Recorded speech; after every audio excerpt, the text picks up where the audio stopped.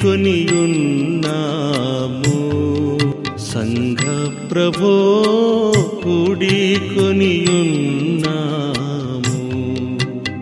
తోడనుండెదననుచు నమ్ముచు దొడ్డదగుని పాద సన్నిధి కూడి కొనియున్నాము.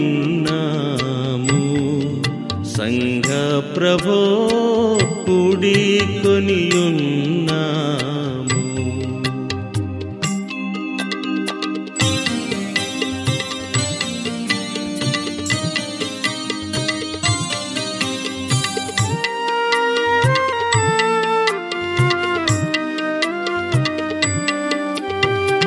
ఎచట నా ప్రియ భక్తులెలమి గుడియున్న నచటికి నే తెంతు నని పల్కితి. విచట నుండు మమ్ము వీక్షించి కృపచేత నిపుడు దీవించుమి.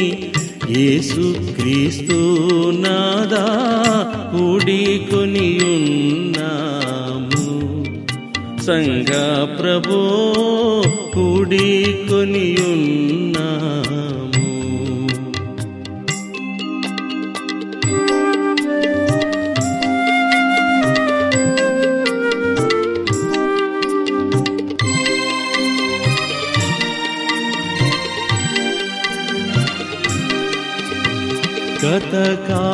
గతకాలమందున గాని చేతలచే దుర్గతి నొందియుండగా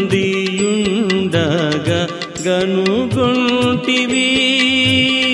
శత సంఖ్య గల పాపచయమీవు క్షమించి యతి శాంతి నిడితివి. ఆత్మస్వరూపా కూడి కొనియున్నాము. సంఘ ప్రభో కూడి కొనియున్నాము.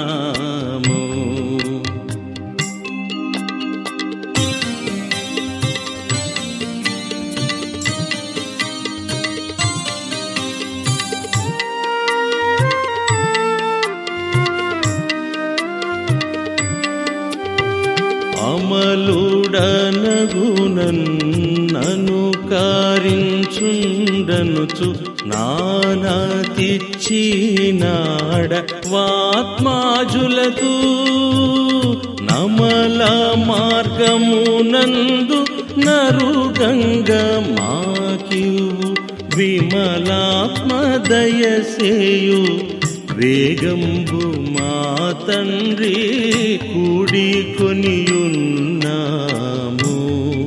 సంఘ ప్రభో కూడి కొనియున్నాము. తోడనుండెదననుచు నమ్ముచు దొడ్డదగుని పాద సన్నిధి కూడి కొనియున్నాము. సంఘ ప్రభో కూడి కొనియున్నాము.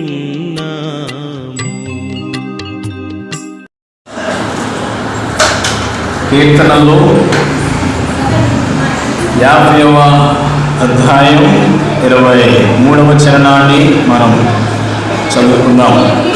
కీర్తనలు 50వ కీర్తన 23వ చరణాన్ని మనం చదువుకుందాం. స్తుతియాగము అర్పించువాడు నన్ను మహిమపరచుచున్నాడు. నేను వానికి దేవుని రక్షణ కనపరుచినట్లు వాడు మార్గము సిద్ధపరచుకోనేను. హల్లెలూయా. క్రీస్తునందు ప్రియమైన సహోదరి సహోదరులారా, చదవబడిన యొక్క వేద భాగంలో మనం చూసినట్లయితే ఏమున్నది? స్తుతియాగము అర్పించువాడు నన్ను మహిమపరచుచున్నాడని భక్తుడైన ఆసాపు తెలియజేసినాడు. ప్రియమైన దేవుని పిల్లలారా, కీర్తన భాగంలో మనం ఎప్పుడైనా చదవగానే ఇది ఎవరు రాశారనేసి తక్కువని మనం చెప్తాం. చెప్పండి, తక్కువని ఏమని అంటామంటే దావీదు రాసిన కీర్తన అనేసి అంటారు. వాస్తవానికి ఈ కీర్తన రాసింది దావీదు కాదు, భక్తుడైన ఆసాపు. ఎవరు? ఆసాపు కీర్తనలు, ఈ కీర్తనల్లో అన్ని 150 ఉంటాయి. ఈ 150 కీర్తనల్లో 12 అధ్యాయాలు ఆసాపు రచించినవే. హల్లెలూయా. ఇప్పుడు ఈ చదవబడిన ఈ యొక్క కీర్తన కూడా ఎవరు రచించింది? ఆసాపు. ఈ ఆసాపు ఎవరంటే గోత్రికి సంబంధించిన వాడంటే లేవి గోత్రానికి సంబంధించిన వ్యక్తి. ఈ లేవి యొక్క పని ఏమిటి అంటే దేవుని యొక్క సన్నిధానంలో యాజకుడు బలి అర్పించినప్పుడు ఆ బలి అర్పించిన తర్వాత ఆ యొక్క బలి పశువు యొక్క మాంసాన్ని వేరు చేసి వాటిని ఆ యొక్క వస్తువులో అమర్చేవారు. ఒకవేళ యాజకుడి కనుక ఒక ఎద్దును కానీ వధించినప్పుడు మనం తెల్లవారుజామున మటన్ వాస్తాం. ఒకళ్ళ వల్ల అయితే ఎంతమంది కలిసి చేస్తాం? అమ్మా అయినా అందరం దయచేసి పిల్లలు అటు ఇటు ఎవరు తిరగవద్దు. ఒక ½ మాత్రమే మనకు సమయం ఉంది. ఎందుకంటే మనం విలువైన సమయంలోనికి వచ్చిన్నాం. ఈ విలువైన సమయంలో దేవునికి మీరు హృదయాలు కనెక్ట్ చేస్తే దేవుడు మీతోనే సూటిగా ఈరోజు మాట్లాడతాడు. హల్లెలూయా. ఆయన కోరుకునేది ఏంటి? నీలో వచ్చే స్తుతియాగం మాత్రమే ఆయన కోరుకుంటున్నాడు. ఈరోజు దేవునికి నువ్వు కానీ స్తుతులు చెల్లించినట్లయితే నీ ఎదుట ఉన్న ఇరుకు కోట గోడలు, ఎర్ర సముద్రం లాంటి సమస్యలన్నీ అడ్డు తొలగిపోతాయి. హల్లెలూయా, హల్లెలూయా. ఇక్కడ మనం కానీ చూసినట్లయితే యాజకుడి యొక్క ధర్మం ఏంటి? ఆ యొక్క పశువుని వధించినప్పుడు ఏం చేస్తారు? 4-5 అక్కడ ఉంటారు. లేవీలు పరిచర్య ఎక్కడ ఉంటారంటే వీరు దేవుని సన్నిధానంలో ఉంటారు. ఈ యొక్క దేవుని సన్నిధానంలో వాళ్ళు ఏం చేస్తారు? యాజకత్వం వహించినప్పుడు ఆ మందిరాలను శుభ్రం చేస్తారు. బలిని అర్పించిన తర్వాత కింద కారిన ఆ రక్తాన్ని తుడవటం, ఆ యొక్క యాజకుడికి సహచరులుగా వారు పని చేస్తారు. ఈ యొక్క బలిని అర్పించి ఆ యొక్క ఆల్టర్ మీద పెట్టినప్పుడు దేవుని సన్నిధిలో నుండి ఆ యొక్క ప్రత్యక్ష గుడారంలోనికి అగ్ని దిగి వచ్చేది. హల్లెలూయా. ఆ అగ్ని దిగి వచ్చి ఆ యొక్క వాటిని ఆ సిద్ధపరిచిన మాంసాలని ఏం చేస్తుంది? అగ్ని బూడిద చేస్తాయి. ఉదాహరణకి మనకి క్లారిటీగా అర్థం కావటానికి కరిమేల పర్వతం మీద ఎవరు ఉన్నారు? ఏలియా ఉంటారు. ఏలియా బయలుదేవతలు వీరిద్దరు కలిసి ఒక పోటీ వస్తుంది. మీ దేవుడి గొప్ప, మా దేవుడి గొప్ప అని. మన దేవుడి గొప్ప అనేసి ఏలియా లేస్తాడు. అప్పటి దేవతలు పూజించే వాళ్ళు ఉన్నారు. అయితే వీరు ఏం చేస్తారు? బలిని అర్పిస్తారు. సాయంత్రం 5:59 నాకు వాళ్ళు బలిని అర్పించిన వాళ్ళు రక్తాలతో వచ్చినట్టు పోసుకున్నా కానీ వాళ్ళు బలి మాంసం అనేది అంగీకరించలేదు వాళ్ళ దేవుడు. ఎప్పుడైతే ఏలియా లేచి బలిపీఠాన్ని చక్కగా కట్టాడు. హల్లెలూయా. సాయంత్రం 6 గంటల ప్రాంతాలు పెద్ద మోకాలేసి, ప్రభువా నువ్వు దిగి వచ్చి నీ ప్రజల పట్ల నువ్వు కార్యం చేయనేసి ప్రార్థించగానే ఆకాశం నుంచి అగ్ని వచ్చి ఆ బలి మాంసాన్ని ఏం చేసింది? దహించి వేసింది. హల్లెలూయా. రాళ్ళతో సహా కూడా ఏమైపోయాయి? బూడిదగా మారిపోయాయి. అప్పుడప్పుడు చలిమంటలు వేసినప్పుడు ఆ మంట అనేది రాళ్ళ తగిలితే రాళ్ళు ఎట్టయిపోతాయి? మసిగా మారిపోతూ ఉంటాయి. అయితే ఈ యొక్క యాజకుని యొక్క ధర్మంలో కూడా ఎలాంటి పని చేసేవారిలో ఒక పరిచారకుడు భక్తుడైన ఆసాపు. ఈ భక్తుడైన ఆసాపుకి ఒకరోజు తీవ్రమైన బాధ కలిగింది. ఎందుకంటే దేవుడిచ్చే ఈ దేవునికే మనము ఇస్తున్నాం, కానీ దేవునికి ప్రత్యేకమైనది ఏదైనా ఇయ్యాలి అనేసి ఒక మనసులో తృష్ణ వచ్చింది. హల్లెలూయా.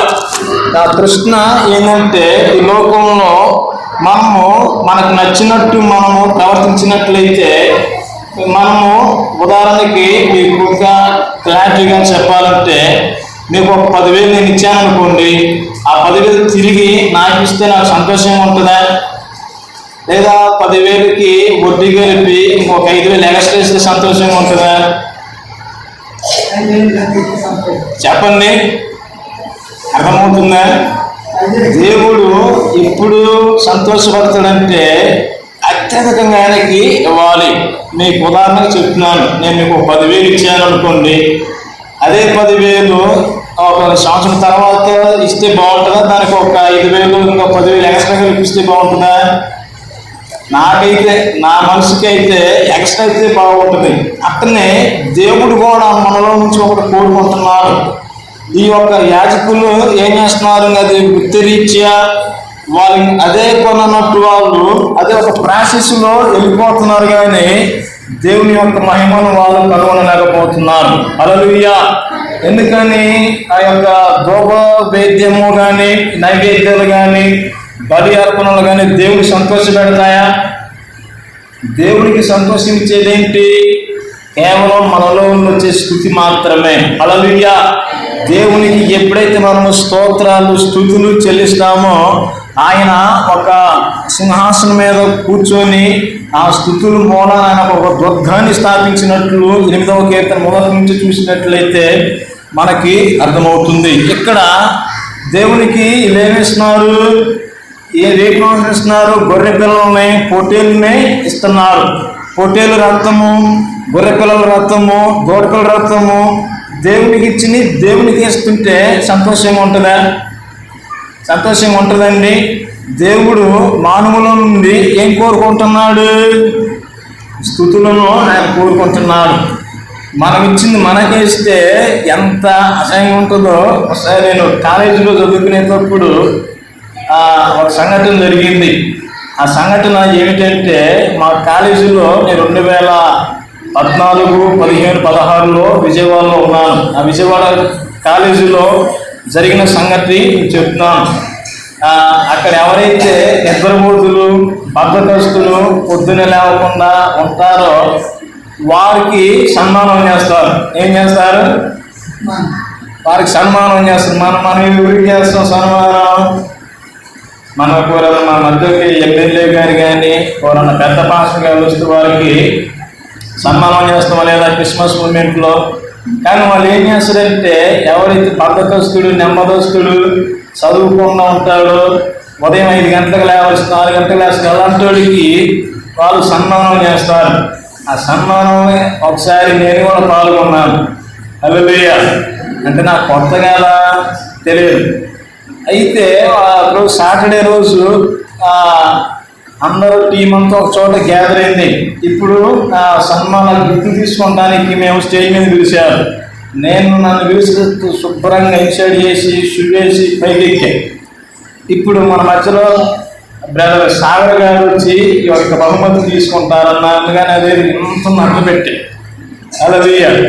ఎట్టపెట్టు చూడగానే ఖుషిగా నవ్వి కిలకిల నవ్వుకుంటూ పోయి తీశాడు.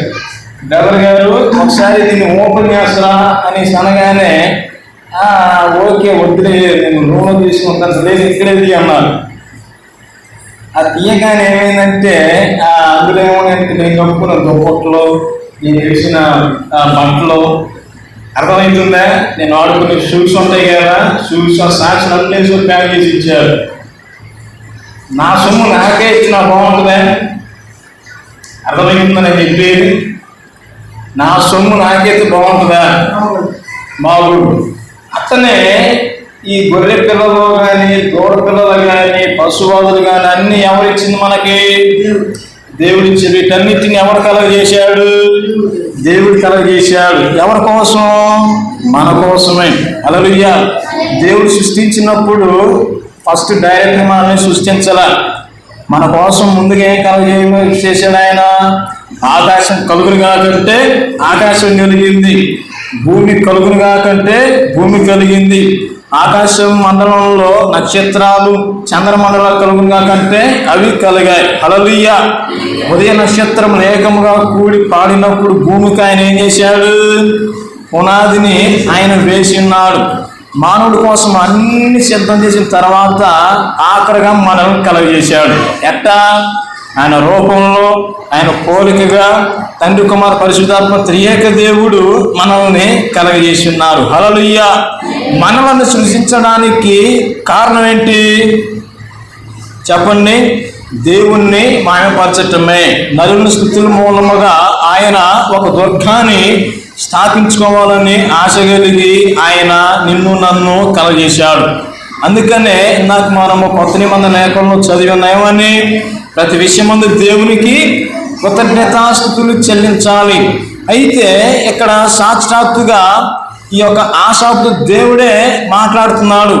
మనము ఈ 51 మొదటి నుండి చూసినట్లయితే దేవుడిచ్చినకి మళ్ళీ తిరిగి అవే దేవుడికి ఇస్తున్నాం, కానీ కొత్తగా ఏమైనా ఇస్తున్నావా లేదా అన్నది ఈరోజు మన యొక్క ప్రశ్న. 51 మొదటి నుంచి చదవండి ఒకసారి, కొంచెం గట్టిగా చదవండమ్మా.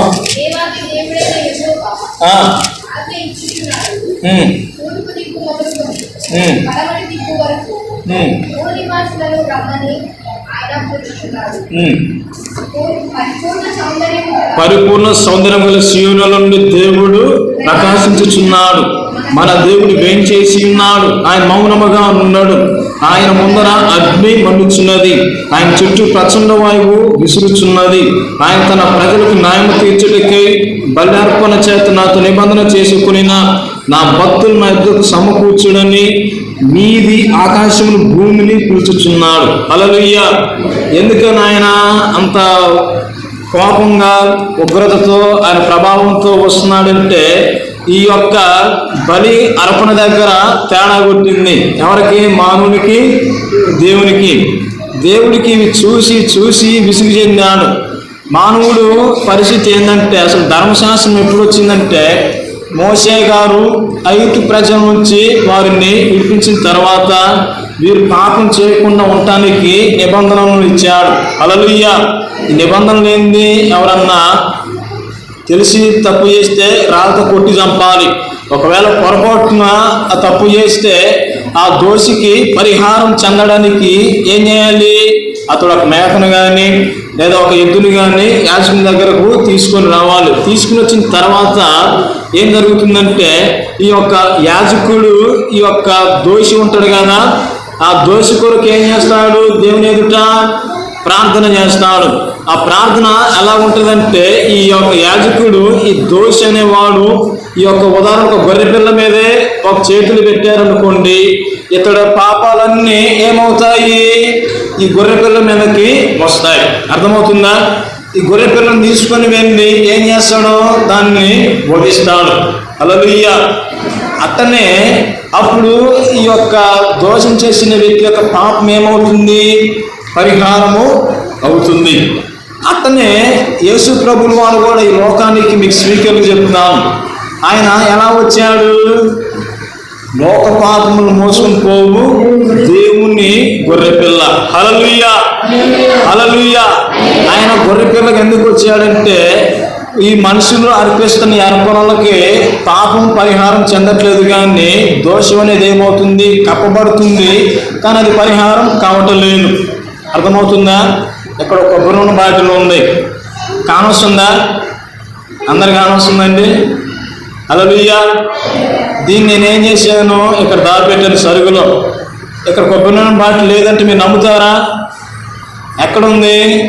ఈ సరుగులో ఉన్నది. అట్లనే ఈ యొక్క దోషానికి బలర్పిస్తే దాన్ని కప్పబడుతుంది, కానీ ఆ పాపం అనేది మనుషుల నుండి పోవటం లేదు. అందుని బట్టే యేసయ్య మన కొరకు ఎలా వచ్చాడు? గొర్రె పిల్లగా వచ్చాడు. హల్లెలూయా, హల్లెలూయా. ఇంకా ఆయన శిలువలో వేలాడబడుతున్నప్పుడు 7 మాటలు మాట్లాడారు. ఆ 7 మాటల్లో 4వ మాట ఏందో చెప్పండి? నా దేవా, నా దేవా, నన్ను ఎందుకు చేయి విడిచావు అనేసి ఆయన అంటాడు. యేసు ప్రభువు వారు ఆ మాట ఎందుకన్నాడంటే, దేని బిడ్డలారా, లోకంలో ఉన్న సకల మానవుల పాపాలన్నీ గొర్రె పిల్లగా ఆయన నెత్తి మీద వేసుకున్నప్పుడు యేసు ప్రభువు వారు ఏమైపోయారంటే పాపపు ముద్దగా మారిపోయారు. మన దేవుడు ఎలాంటి వాడు? పరిశుద్ధుడు. చెప్పండి. పరిశుద్ధుడు అన్నవాడు ఎలా ఉంటాడంటే ఒంట్లో కూడా అరికాల మొదలుకొని నన్నెత్తి వరకు రవ్వంత పాపం లేకుండా ఉండేవాడే. హల్లెలూయా. అయితే మానవుల యొక్క దోషం అనేది యేసు మీద పడ్డప్పుడు ఆ దోష భారము, ఆ వేదన ఆయన కూడా చూడలేక ఏం చేశాడు? చెయ్యిని వదిలేశాడు. అందుకని అప్పుడు యేసయ్య బిగ్గరగా కేక వేసి ఏమన్నాడు? నా దేవా, నా దేవా, ఎందుకు నన్ను చెయ్యి విడిచామనేసి ఆయన అంటాడు. అది ఈ గొర్రె పిల్ల యొక్క బలి అర్పణ యొక్క విధి.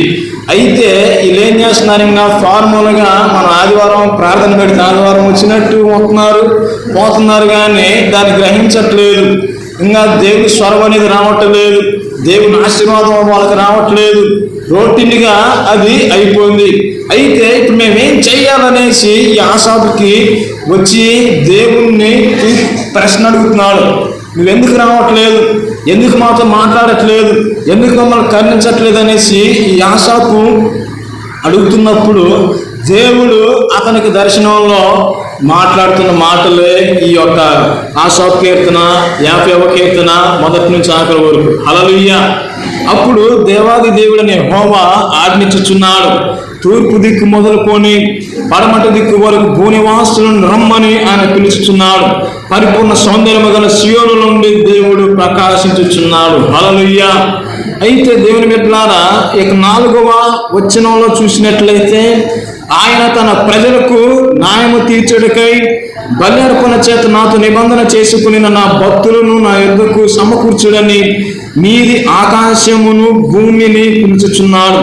దేవుడు తానే నా కర్త ఉన్నాడు, ఆకాశము ఆయన నీతిని తెలియజేయుచున్నది. హల్లెలూయా. ఇంకా మనగా చూసినట్లు దేని బిడ్డ ఈ విధంగా దేవుడు మాట్లాడుతూ ప్రారంభించాడు.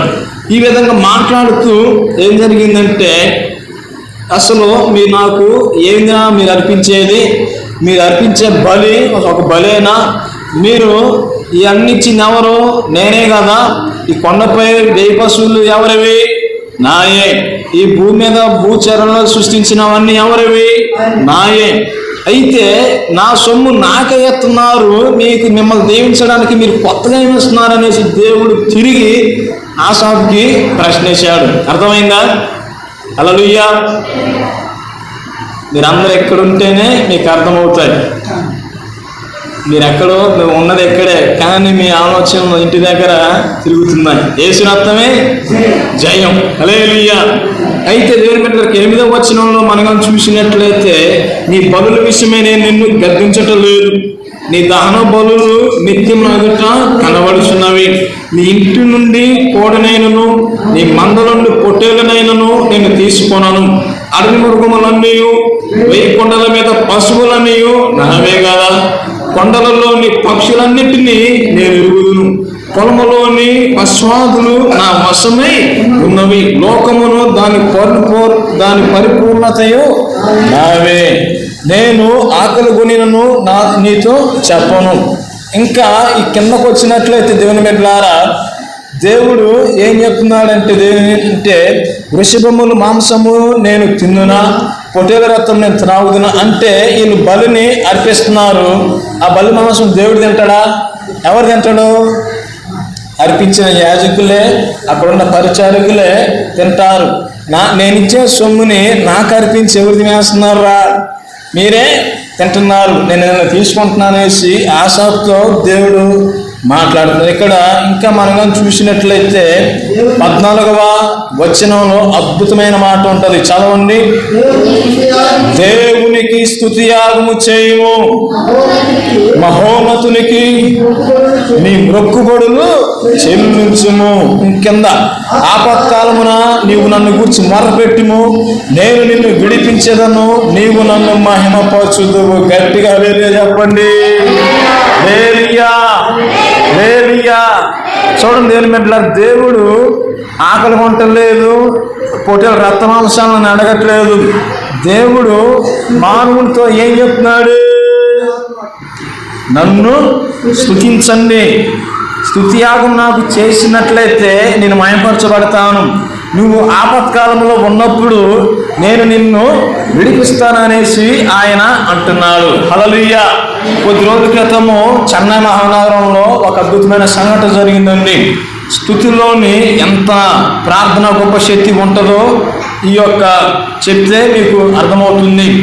ఒక అతను ఉన్నాడు, అతనికి ఒక అమ్మాయి, చిన్నప్పుడే తల్లి చనిపోయింది.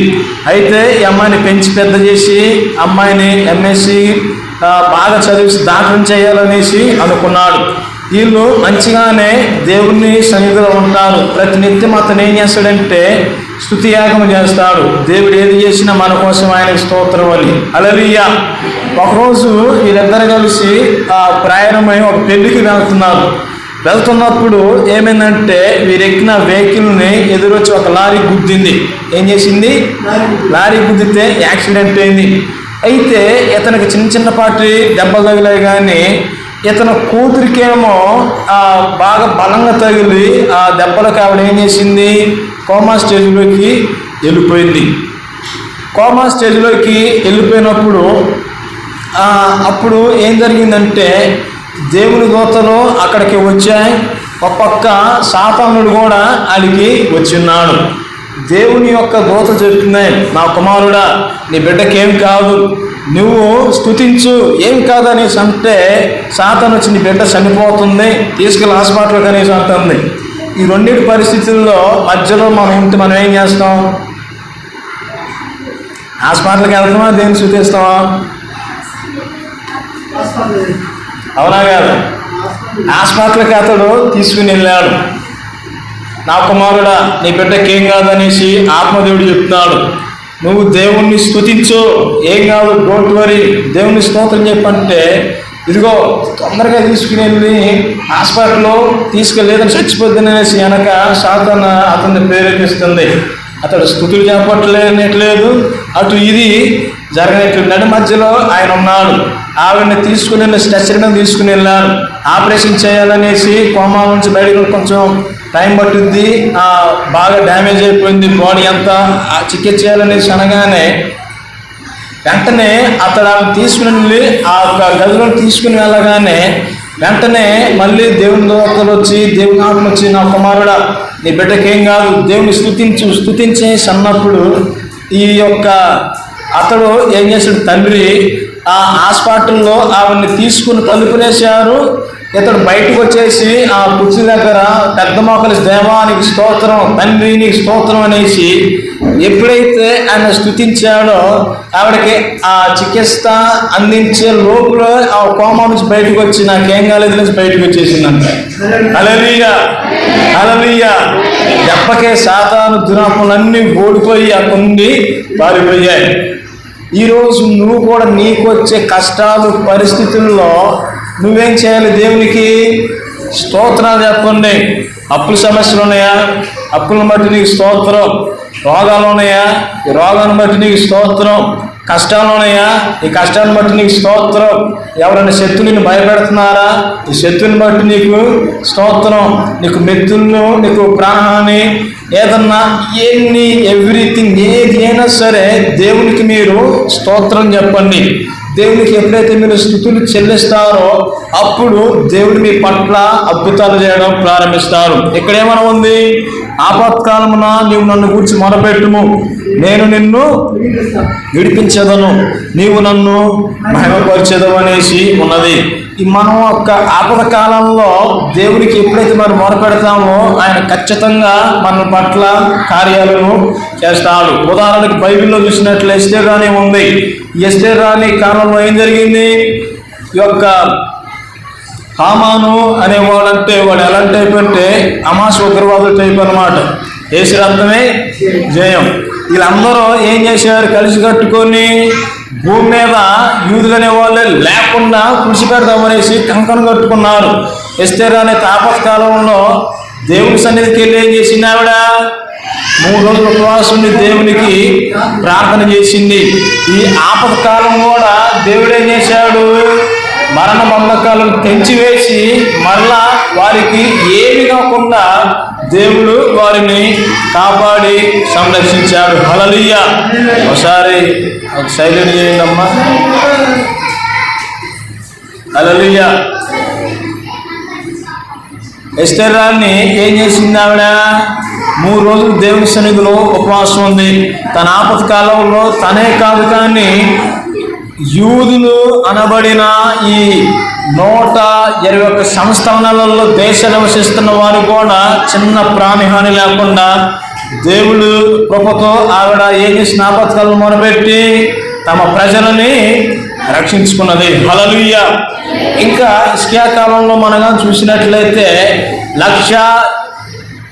ఎంతమంది 1,80,000 మంది వచ్చి ఏం చేశారు? యూదా దేశాన్ని చుట్టుముట్టేశారు. ఆపత్కాలంలో హిజ్కియా రాజు ఏం చేశాడు? దేవుడి సన్నిధిలో ప్రార్థన చేశాడు. ప్రార్థన చేసినప్పుడు ఎవరైతే 1,80,000 మంది చంపడానికి వచ్చారో తెల్లారి పాటికి ఈ 1,80,000 మందిని దేవుడి సన్నిధిలో దూత దిగి వచ్చి వారిని నాశనం చేసి కనబడకుండా వెళ్ళిపోయింది. హల్లెలూయా. తెల్లారేసరికి వారి మొక్కలేరుకోవటానికి కూడా లేరన్నమాట. అంత భయంకరమైన యుద్ధంలో దేవుడు వారికి ఏం చేశాడు?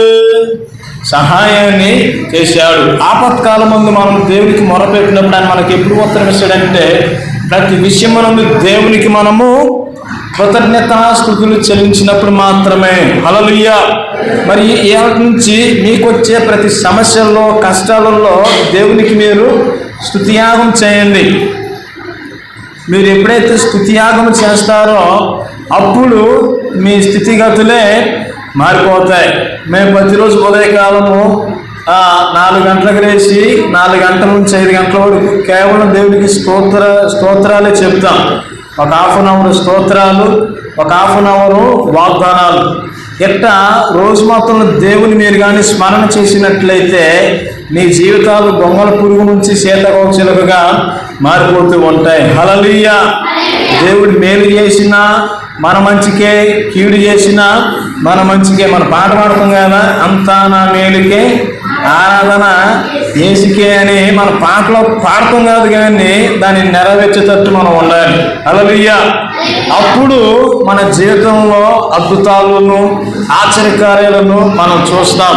ఇశ్రాయేలు ప్రజలు యుద్ధం చేశారా?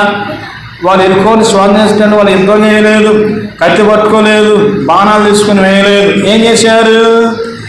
ఎరుకో గోడ చుట్టూరు 7 మార్లు తిరిగి దేవునికి స్తోత్రము గానము చేయడానికి పాటలు పాడారు. అంతే. ఏమైపోయాయి? ఎరుకో కోట కూడా కూలిపోయాయి. కూలిపోవటమే కాదు కానీ ఆ ఎరుకో కోట గోడల మీద సుమారు ఒకేసారి 5-6 బస్సుల దాకా డైరెక్షన్గా వెళ్ళిపోతాయి. ఇప్పుడు మనం చూస్తున్నాం. మీరు బైపాస్ రోడ్డుగా చూసినట్లయితే అది ఏ వే? అది 4 వేనే. దానికన్నా డబల్గా ఉంటుంది ఎరుకో కోట గోడలు. అంటే అంత మందం. వాటి యొక్క హైట్ వచ్చేసి 50 అడుగులు హైట్ ఉంటాయి. అంటే ఇవి దేశం చుట్టూరు ఉంటాయి. ఇప్పుడు చైనాలో ఒక వాల్ ఉంటుంది. ఎందుకని అది కట్టుకున్నారు? వాడు ఆ దేశాన్ని సంరక్షించుకోవడానికి మాత్రమే. అట్టనే అలాంటి భయంకరమైన కోట గోడలు ఎరుకో చుట్టూ ఉండేవి. అయితే దేవుడు చేసిన అద్భుతం ఏంటంటే వీళ్ళు ఎప్పుడైతే దేవుణ్ణి స్తుతించారో, దేవునికి ఎప్పుడైతే 7 మార్లు తిరిగి దేవునికి స్తోత్రయాగం చేశారో ఆ అండర్ గ్రౌండ్లో ఏమొచ్చిందంటే భూకంపం వచ్చింది. హల్లెలూయా. ఈ భూకంపం వచ్చేసి సుమారు ఒక 50 అడుగుల లోతులోనికి కూరకపోయింది. వాళ్ళు కొట్టలేదు, చెందలేదు. తర్వాత ఏం చేశాడంటే దేవుడు కందిరేగలు పంపి ఈ ఎరుకో ప్రజల మీదకి పంపాడు. ఆ కందిరేగల బాధ నుంచి ఒక్కొక్కడు కొడుతుంటే డాడీ ఈగలు కొడుతుందంటే నిన్ను కొడితే నన్ను కూడా కొడుతున్నారు అనేసి వాడు అనుకున్నట్టు ఆ ప్రాంతం నుంచి పారిపోయారు. చక్కగా ఎరుకో పట్టణాన్ని కూడా వాళ్ళు ఏం చేశారు? స్వాధీనం చేసుకున్నారు. ఈరోజు మనం కూడా గొప్ప గొప్ప పర్వకాన్ని మనము స్వాధీనం చేసుకోవాలి. దేవుడికి మనం ఏం చేయాలి? స్తోత్రయాగం చేయాలి. స్తుతియాగము అర్పించేవాడు నన్ను ఏం చేస్తున్నాడు? మహిమపరుస్తున్నాడు. తండ్రి అయిన దేవునికి స్తోత్రం, కుమారుడైన దేవునికి స్తోత్రం, పరిశుద్ధాత్మ దేవునికి స్తోత్రం అని మీరు నిత్యమైనకి స్తోత్రయాగం చేసినట్లయితే మీ జీవితాలలో అద్భుతాలను మీరు చూస్తారు. ఎక్కడి నుంచి మీరు చెయ్యకపోతే ఎక్కడి నుంచి మీరు ప్రారంభించండి. తర్వాత నేను వచ్చే లోపల మీరు ఆశీర్వాదాన్ని మీరు తప్పకుండా మీరు చూస్తారు. హల్లెలూయా. దేవుడు అలాంటి కృపాధన్యత దేవుడు మీ అందరికీ అనుగ్రహించుగాక. ఆమేన్, ఆమేన్, ఆమేన్.